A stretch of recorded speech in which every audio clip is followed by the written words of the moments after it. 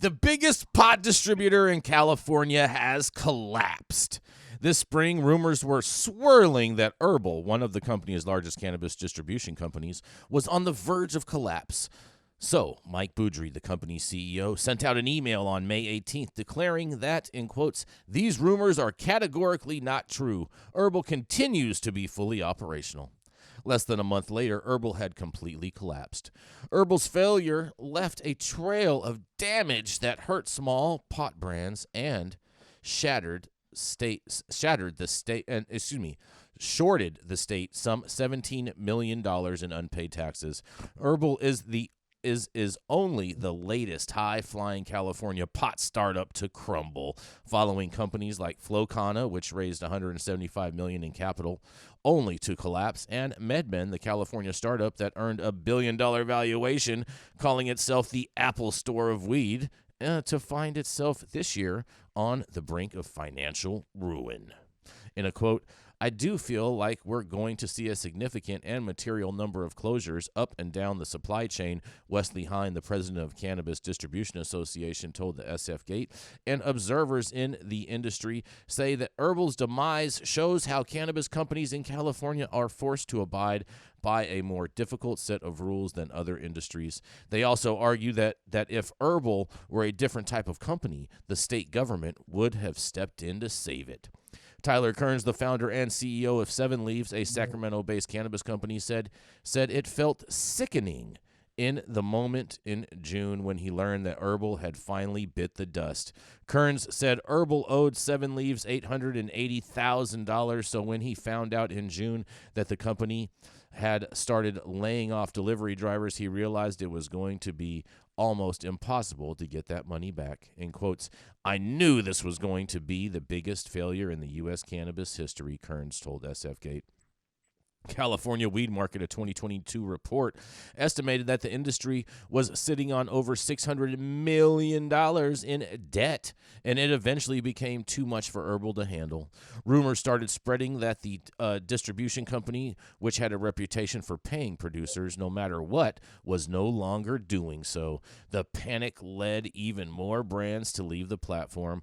Boudry's Herbl CEO tried to stem the tide that was crashing against his company by writing his May 18th letter. He admitted that Herbl had missed payments to some of its suppliers, but assured customers that, in quotes, we fully expect the current situation to be temporary.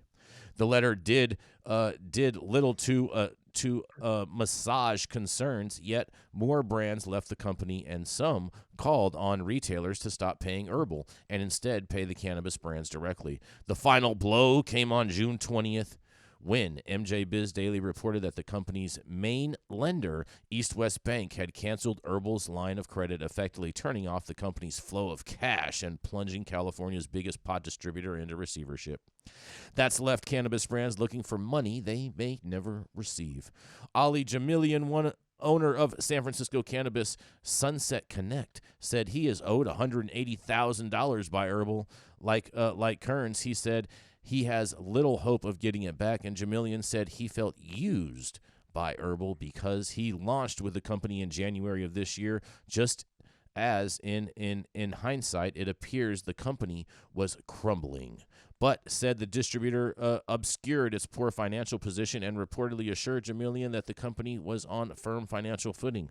Mike Boudry, Herbl CEO, and his team did a really good job of hiding the fact from their own brands. That's how they kept getting our products, Jamilian told SF Gate. And Jamilian sued Boudry and other executives at Herbl in June, accusing them of fraud and entering into contracts with Sunset Connect, even though the distributor had no intention of ever paying.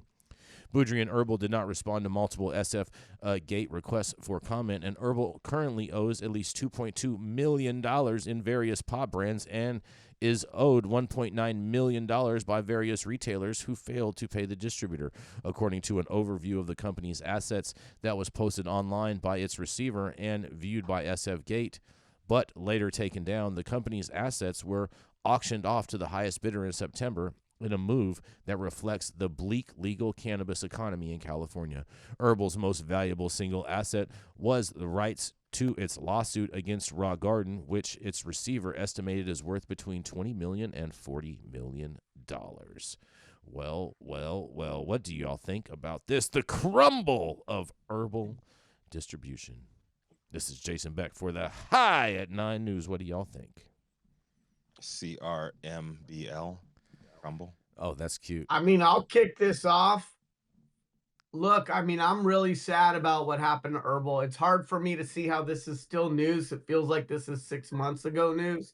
But That's for the months fact that I old. think their receivership and some of these other processes have recently just gotten completed, it's interesting because when they were in receivership, the lawsuit was an asset that could be purchased separately, which I thought was Oh, pretty interesting. That they feel that there's so much there that they would monetize and assign a value to a lawsuit that's not completed and offer that up to somebody.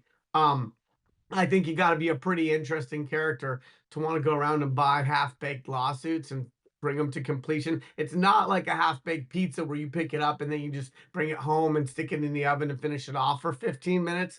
I think that I have nothing against Mike, and I liked some of the founders over there, the legacy founders, Nick, Justin. Herbal had really some great people who came from the space. And and if you make a statement about how your company is in pretty good shape very shortly before it implodes, my concern is always it's the cover up, not the crime, right? Like you could have a company where you're not doing that great, but if you make statements that are directly in opposition to the facts, that can be a really, really, really bad thing. And then in respects to sort of like what are the reasons why it went down. I do some training on the cannabis banking side, and so there's a lot I can't say. But what I can say is what I've read in the newspapers and has been published, which is that their bank started to call for about $500,000 in monthly payments, either because they weren't servicing their line of credit slash loan or they weren't maintaining the liquidity requirements of that deal. And when somebody says, okay, you owe me an extra $500,000 a month and steps on your neck pretty hard, that's not easy for any business to come back from. So it's interesting because we claim that we want a healthy banking relationship with financial institutions for this industry, and we do. But healthy also means probably there shouldn't be terms in there where they can really step on your neck and choke you out. I feel really bad for Seven Leaves. Great brand, thoroughly enjoyed them. Ollie's brand, San Francisco, love them too. So some really great brands were I don't want to say the victims of, but were heavily That's impacted in terms victims of is their the right ability to word. bounce back. That's a right word. That's a word I would use, Yarrow. Absolutely. They were victims. And when something is going on behind closed doors and you're willingly taking in other people knowing that your business is struggling and not being transparent, like that's a victim situation. mm-hmm. And whether it was intended to be that way or not, I don't think it was malicious. I don't think that. I think Mike and his team are wonderful men. This is a really hard industry to navigate. They had very big shoes that they were trying to wear, and I have so much empathy for what they tried to do. They really tried to build something important. They really tried to stand on the fact that they would take in inventory and pay the brands in advance for that inventory. That was right. They did a lot of right things. They brought a lot of right skills into the lane. The lane is fucked up. It has all kinds of weird off roads and unexpected stops in the middle of the freeway, and it's just like messed up. So, am I saying that they made all these right decisions and still ended up on the wrong side of the track? No, they definitely made some wrong decisions, and they continued to go down the rabbit hole with other brands when they knew they were up shit creek. But like right now, I feel bad for them in a way. I feel even more bad for or that's poor grammar, but I feel more badly for the brands that were affected. Some of them I worked with very closely in a consultation manner, and they were devastated. I won't even tell you the dollar amount that they were devastated by. This is catastrophic in so many more ways than just Herbl. And also, I just want to put out there that like this industry, we do really good with PR, so good at talking about what we do, and myself included. I'm going to put myself out there too. Really good about advertising the cool shit that I'm doing. Really good about it. But are we walking the walk?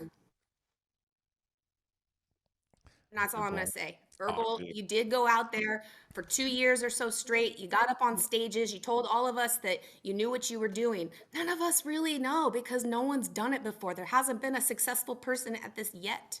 We're all still figuring it out. So just be I careful when feel you ask. bad. I feel bad for East West Bank, and let me tell you why. Really? I don't know how you come back They are from a- an account experience like this. Of course I you would don't feel know bad how for the you bank. ever. I feel don't know that. how you ever position yourself as an ally to industry if you were a part, if you were a catalytic influence on causing a massive and important company in the industry to go down the tubes. I don't know how you get back from this. I don't know how you say we want to cater to this industry. Trust us, let us be a partner, let us be your source of funds. I don't know how East West did they do the calculus on how much they would lose versus how much they would gain and how they would ever be able to enroll anybody in the regulated cannabis industry to want to work with them. Mm-hmm. Big Banky Yeah. Kubrin. I in can the tell you. I house. can tell Sad you. all over You the know, place. I think Herbl was a victim of the same practices that have been going on since 2015. And I'm going to speak about this, and I'm not going to say all dispensaries. There are some dispensaries or stores that are good, that pay COD and or pay their bills on time and in a timely manner and are transparent. However, a good 90+% of these stores have been operating on the same model since the beginning of the 2015 era, which is take a farmer's weed that they worked hard as hell to make, tell them it's crap, pitch them down on the price as low as they can. The moment that farmer leaves, all of a sudden this becomes prestige product, and you got to pay top dollar for it. And when it comes time for the farmer to roll around and collect, there's always a story about why it didn't work out. We got raided.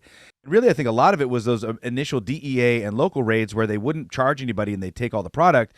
It really allowed the stores to understand this model of just basically copping out and saying, hey, this thing happened. We ain't got your shit. What are you going to do? And that's played forward. And I know this from several different people who had brands that they were already owed a ton of money. They tried to kind of reform, and then when we had the BLM times and all those break-ins, a lot of the stores used that moment to default on their loans, and so Herbl really got caught holding this bag where they had paid so much for all this product, and the stores were paying for them, and it just continues to end around to the same problem over and over, that the stores have been the problem since the beginning. Yep. Their business practices have been largely unethical, and that's why we see all of these brands, almost every brand I know that's entered into the legal market is owed money by multiple stores. And it's really, it's just kind of a ridiculous thing. Until we open this up and there's more fair competition in the store side, these guys can do nearly anything they want because there's nothing you can do to displace them. Yeah, and on that point, Matthew St. Germain, the article did point out that Herbl owes about $2.2 million, and that its receivables from retailers are about $1.8 million. So that just about covers that. It's gnarly, man. Yes, but I think do we have the video queued up, Adam? Do we have the video What, queued for the up? honey badger? Oh yeah, you see Been this? behind You you. see this? We've been watching the honey badger, my friend Okay, Jay. all right. Like the last 10 You minutes. see That's this my honey that's my badger? Honey spirit badger- animal there. Honey badger don't give a shit. Okay. That's right. Honey badger I gotta does dip not you. care. All right, just goes up there, just king cobra snake, just takes it out. Bop bop bop bop, takes it out. Don't care about bees, nothing like that. He's a tough little cookie. Jesus. There he is digging for earthworm castings for Yep. his new brand right there. Exactly. I kinda like All of our this. inputs are organically Like a sourced. Chinese Oh, yeah. threat, Ain't like nothing sweet. Mhm. Ain't nothing We sweet feed our about the plants honey nothing but chewed up cobras Exactly. and hand sourced earthworm castings. Mm-hmm. From Ew. honey Skin is badgers. loose, allowing them to move about freely. plants are They carnivorous. twist around. Yeah, the Now biggest thing look, we need to do is we need to rewrite this whole store philosophy. We need to open up more stores, and we really need to start holding these stores accountable because they do continue to just run through everybody's product. Oh, and that's the thing. Other thing I was going to say, we see them doing the same thing to the state of California. A lot of these stores and getting totally trounced because when they moved the excise tax collection to the stores from the distros, a huge amount of the stores started doing the same thing to the state of California that they'd done to the farmers and just be like, yo, we don't got your tax money. Yeah, but isn't However, it better for the stores to state do of it to Cali- the state of California than it is to do the farmers? Oh, it is, and it's hilarious because unlike the farmers, the state of California comes with the DCC and they take your safe and they take all the money out of your till and they just roll you up because you can't not pay the state. Mm-hmm. But it's just interesting to see that like over 50% of dispensaries in California have paid no excise tax. 25% have paid all, and then that other 25% have paid some portion and are in negotiations with the state. So you're talking about over half of the stores are trying this model of just not paying their debts in order to continue moving forward. And I just don't see how that's tenable in any way.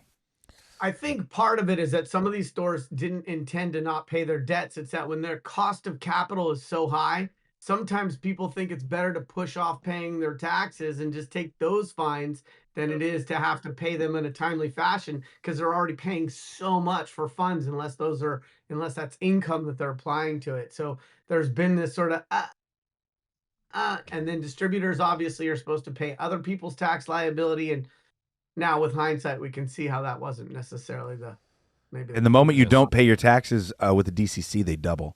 Yeah. If you owe and- 25 and you default a day, it becomes 50 plus interest. Yeah, they don't play. Insane. They do not play at all.